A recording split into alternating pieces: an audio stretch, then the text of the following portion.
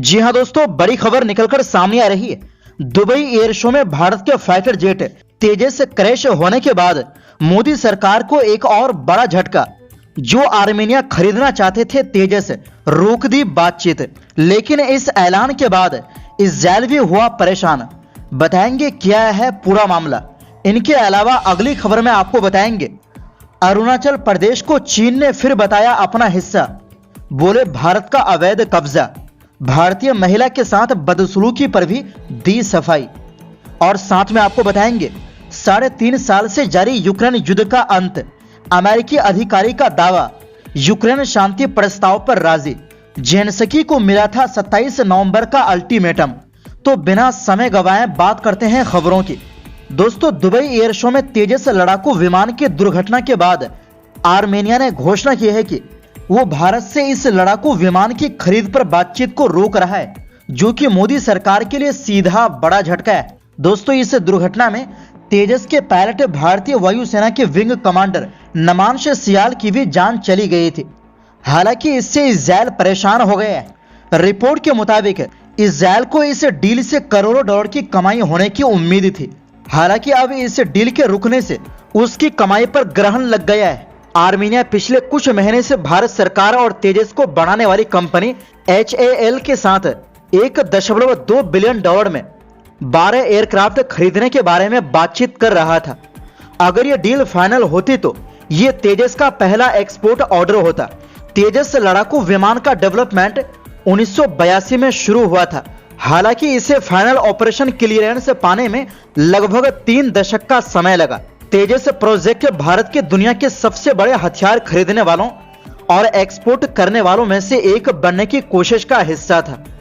तेजस लड़ाकू विमान को प्राथमिक रूप से भारतीय वायुसेना के सैकड़ों MiG-21 की जगह लेने के लिए डिजाइन किया गया था। हालांकि अब तक भारतीय वायुसेना को सिर्फ 40 तेजस लड़ाकू विमान ही डिलीवर हो पाए हैं।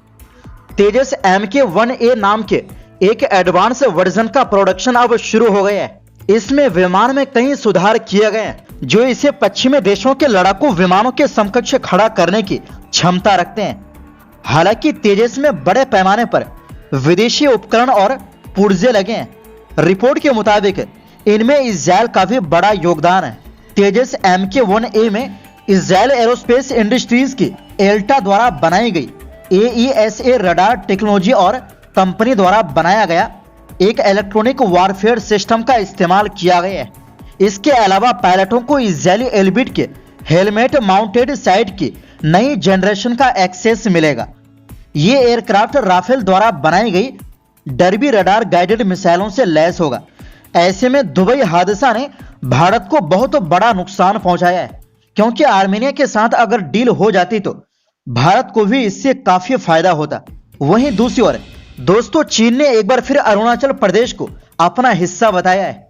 मंगलवार को चीनी विदेश मंत्रालय के प्रवक्ता माओ निंग ने कहा कि जांगनान यानी अरुणाचल प्रदेश हमारा हिस्सा है। उन्होंने कहा कि चीन ने भारत के अवैध तरीके से बसाए अरुणाचल प्रदेश को कभी मान्यता नहीं दी।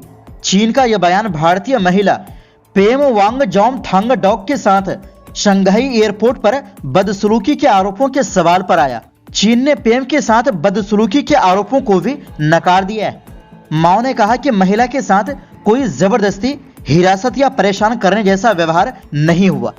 उन्होंने कहा कि एयरलाइन ने महिला को आराम, पानी और खाने की सुविधा भी दी। दरअसल ब्रिटेन में रहने वाली भारतीय पेम ने आरोप लगाया था कि चीनी अधिकारियों ने उनके भारतीय पासपोर्ट को अवैध बताया था, क्योंकि उसमें जन्म स्थान के तौर पर अरुणाचल प्रदेश लिखा हुआ था। वो 21 नवंबर को लंदन से जापान जा रहे थे। शंघाई पुडोंग एयरपोर्ट पर उनका 3 घंटे का ट्रांजिट था। वैसे चीन के इस बयान के बाद भारत की तरफ से भी प्रतिक्रिया आई है। भारतीय विदेश मंत्रालय के प्रवक्ता रणधीर जायसवाल ने अरुणाचल प्रदेश को भारत का अभिन्न अंग बताया है। दोस्तों, चीन ने कभी अरुणाचल प्रदेश को भारत के राज्य के तौर पर मान्यता नहीं दी। वो अरुणाचल को दक्षिणी तिब्बत का हिस्सा बताता है। उसका आरोप है कि भारत ने उसके तिब्बती इलाके पर कब्जा करके उसे अरुणाचल प्रदेश बना दिया है। चीन अरुणाचल के इलाकों के नाम क्यों बदलता है, इसका अंदाजा वहां के एक रिसर्च के बयान से लगाया जा सकता है। 2015 में Chinese academy of social science के रिसर्चर झांग योंगपान ने ग्लोबल टाइम्स को कहा था, जिन जगहों के नाम बदले गए हैं वो कई सौ सालों से हैं। चीन का इन जगहों का नाम बदलना बिल्कुल जायज है। पुराने समय में जांगनान यानी चीन में अरुणाचल को दिया नाम के इलाकों के नाम केंद्रीय या स्थानीय सरकारें ही रखती थी। इसके अलावा इलाके के जातीय समुदाय जैसे तिब्बती, लाहोबा, मोम्बावी अपने अनुसार जगहों के नाम बदलते रहते थे।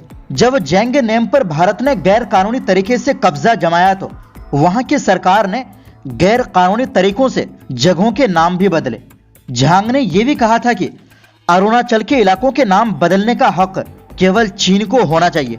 वैसे आपको यह भी बता दें कि भारत के विपक्ष लगातार मोदी सरकार पर सवाल उठा रहे हैं कि आखिर चीन के प्रति मोदी सरकार इतना नरम क्यों है। वहीं दूसरी ओर दोस्तों, रूस के साथ चल रही जंग को खत्म करने के लिए यूक्रेन ट्रंप के शांति प्रस्ताव पर राजी हो गया है। CNN की रिपोर्ट के मुताबिक ये दावा एक वरिष्ठ अमेरिकी अधिकारी ने किया है। अब सिर्फ कुछ छोटे मुद्दे सुलझाना बाकी है। अमेरिकी अधिकारी के मुताबिक यूक्रेन ने शांति समझौता मान लिया है, बस कुछ मामूली बिंदुओं पर चर्चा बाकी है। ट्रंप ने दोनों देशों में जंग रोकने के लिए एक 28 सूत्री प्लान पेश किया था। इस प्लान को मानने के लिए यूक्रेनी राष्ट्रपति वोलोदिमीर ज़ेलेंस्की को 27 नवंबर का अल्टीमेटम दिया गया था। रूस पहले ही इस प्लान पर सहमति जता चुका है। हालांकि यूक्रेन की तरफ से अभी इतना साफ तौर पर नहीं कहा गया है। यूक्रेनी अधिकारी रुस्तम उमेरोव ने एक पोस्ट में लिखा कि जिनेवा में हुई चर्चा के बाद समझौते की प्रमुख शर्तों पर दोनों पक्षों के बीच पर्याप्त सहमति बन गई है। यूक्रेन ने अमेरिका से इस हफ्ते राष्ट्रपति वोलोदिमीर ज़ेलेंस्की और अमेरिकी राष्ट्रपति डोनाल्ड ट्रंप की मुलाकात के लिए वक्त मांगा है। रुस्तम उमेरोव ने कहा कि उनका मकसद इस महीने ज़ेलेंस्की की अमेरिका यात्रा तय करना है ताकि शांति समझौते को अंतिम रूप दिया जा सके। उन्होंने बताया कि जिनेवा में हुई पिछली बैठक के बाद अमेरिका और यूक्रेन समझौते की प्रमुख बातों पर सहमत हो चुके हैं। रुस्तम ने कहा कि वो यूरोपीय देशों से सहयोग की उम्मीद कर रहे हैं। ट्रंप प्रशासन ने बैठक के बाद एक 28 पॉइंट का प्लान तैयार किया है। इसके मुताबिक यूक्रेन को अपना लगभग 20% हिस्सा रूस को देना होगा। इसमें पूर्वी यूक्रेन का डोनबास का इलाका शामिल है। यूक्रेन मात्र 6 लाख जवानों वाली सेना ही रख सकेगा। प्लान में कहा गया है कि रूस द्वारा शांति प्रस्ताव को मानने पर उस पर लगे सभी प्रतिबंधों को हटा दिया जाएगा। साथ ही यूरोप में जब्त की गई लगभग 2000 करोड़ रुपए की संपत्ति भी डी फ्रीज होगी। ब्रिटेन के पीएम कीर स्टारमर, फ्रांस के राष्ट्रपति मैक्रोन और जर्मनी के चांसलर फ्रेडरिक मर्ज ने शुक्रवार को कहा कि उनका देश यूक्रेन के साथ है।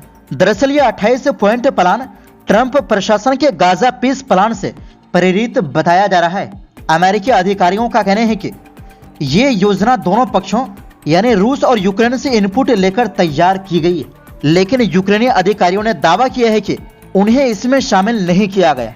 तो दोस्तों, फिलहाल के लिए इस रिपोर्ट में बस इतना ही। आपसे गुजारिश है हमारी सपोर्ट के लिए वीडियो को लाइक और शेयर जरूर करें।